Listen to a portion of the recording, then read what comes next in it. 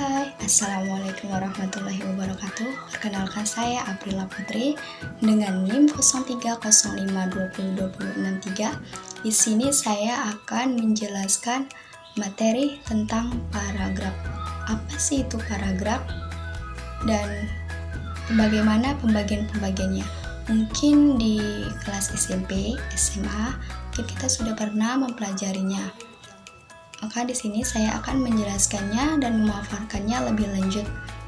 Untuk lebih jelas, mari simak penjelasan dari saya.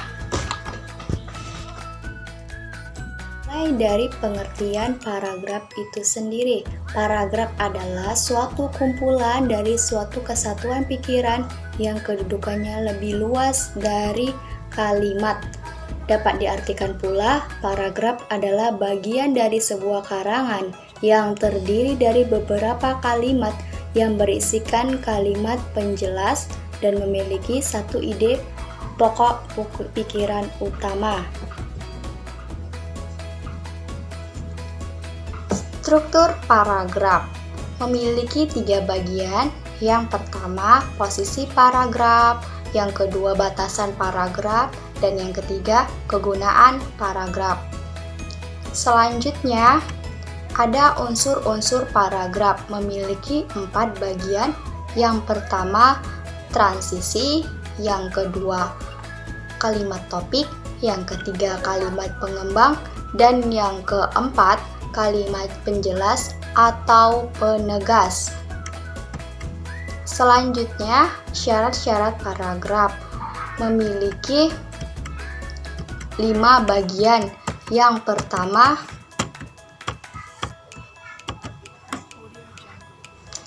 pertama yaitu kesatuan, yaitu semua kalimat yang membangun paragraf secara bersama-sama menyatakan suatu hal atau tema tertentu. Yang kedua yaitu kepaduan, adalah kekompakan hubungan antara kalimat dan kalimat lain yang membentuk suatu paragraf dengan kepaduan yang baik.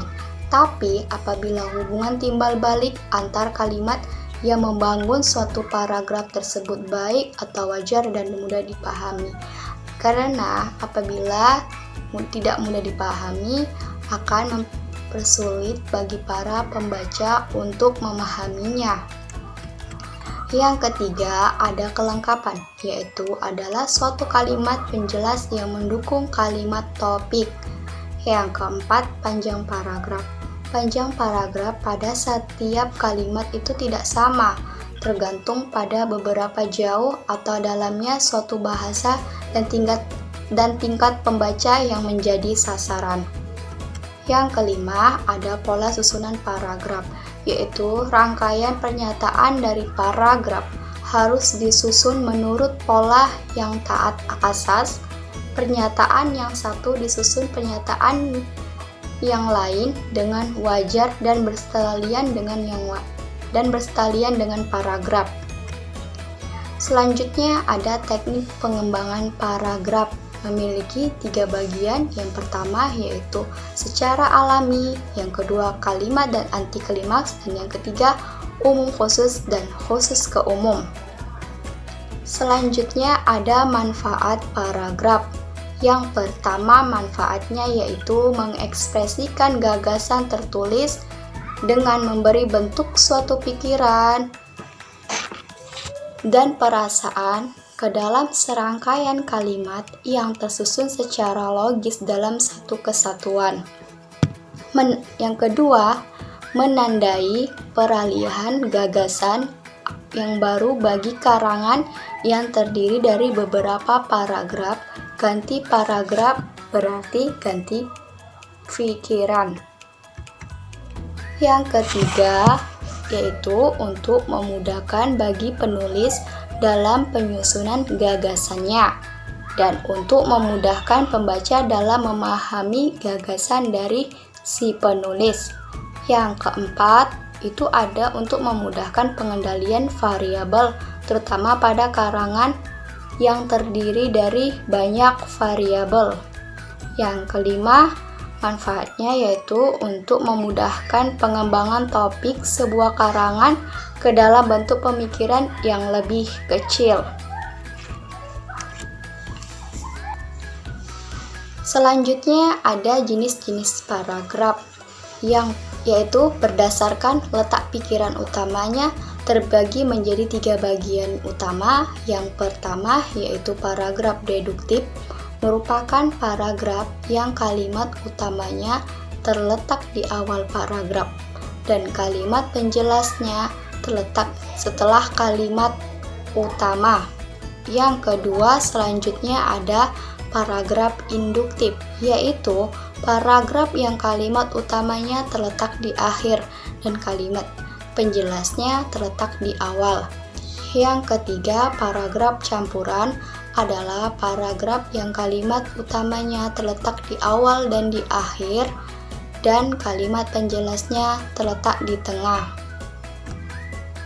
Selanjutnya ada paragraf berdasarkan isi ceritanya terbagi menjadi 4 bagian. Yang pertama, paragraf narasi merupakan paragraf yang menceritakan suatu kejadian berdasarkan urutan waktunya.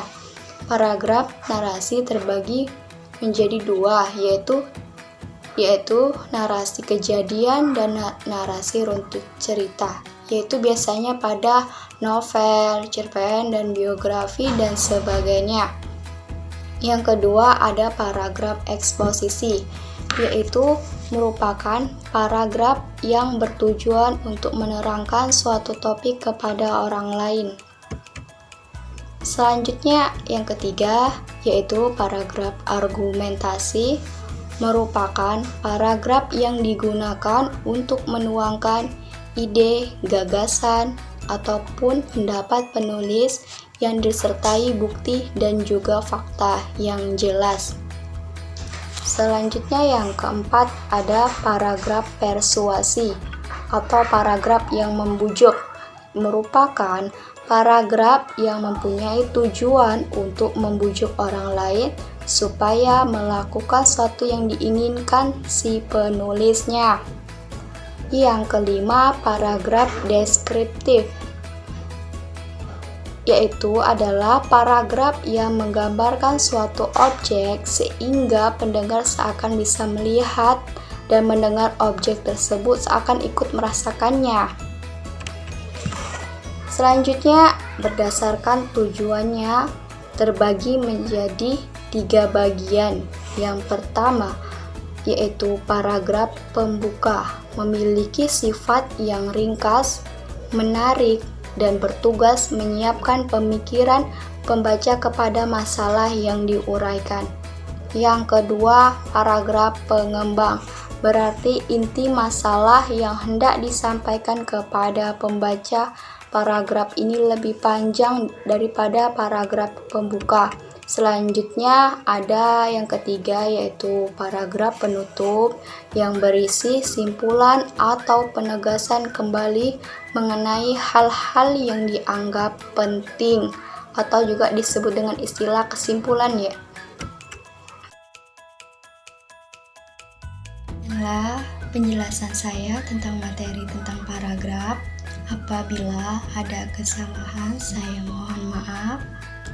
Dan semoga penjelasan tentang paragraf tadi bisa bermanfaat bagi kita semua dan menambah ilmu pengetahuan. Saya akhiri. Assalamualaikum warahmatullahi wabarakatuh.